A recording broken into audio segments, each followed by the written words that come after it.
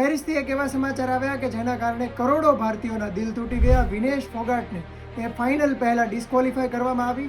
50 kg રેસલિંગમાં Vinesh Phogat ફાઇનલમાં પહોંચી ગઈ હતી, એટલે ભારતનો કોઈ પણ એક મેડલ એ ફિક્સ થઈ ગયો હતો. લોકોને આશા હતી કે વિનેશ ગોલ્ડ મેડલ જ જીતશે, કારણ કે અગાઉ તેણે વર્લ્ડ નંબર 1 કે જે અગાઉ ક્યારેય નથી હારી એવી જાપાની રેસલરને હરાવી હતી. પોતાની પહેલી જ મેચ આવી રીતે જીતી અને ત્યાર પછી વિનેશે ક્વાર્ટર ફાઇનલ અને સેમીફાઇનલમાં પણ વિજય નોંધાવ્યો.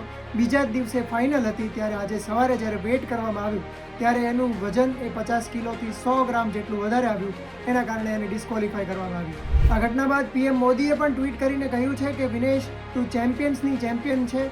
ભારતના અનેક લોકો માટે તું પ્રેરણા સમાન છે.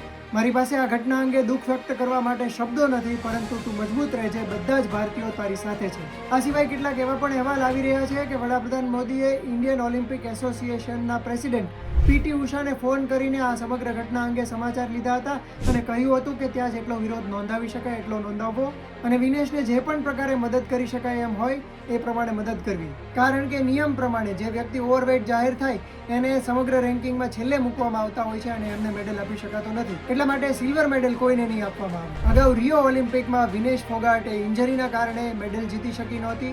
આ વખતે લોકોને આશા હતી કે વિનેશ ભારતને એક ગોલ્ડ મેડલ અપાવશે, પરંતુ ગઈકાલે હોકી બાદ હવે રેસલિંગમાં પણ ભારતનું ગોલ્ડ મેડલ જીતવાનું સપનું તૂટ્યું છે.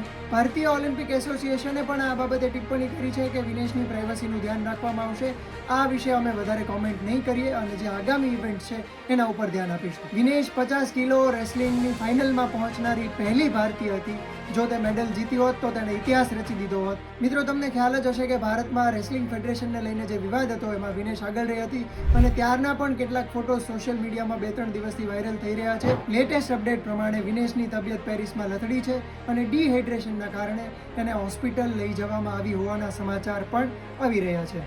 મિત્રો, આ સમગ્ર મામલે તમારું શું માનવું છે અમને કોમેન્ટ કરીને જણાવી શકો છો અને આ પ્રકારના વિડીયો જોવા માટે ગુજરાત સમાચારના ડિજિટલ પ્લેટફોર્મ સબસ્ક્રાઇબ કરી લો.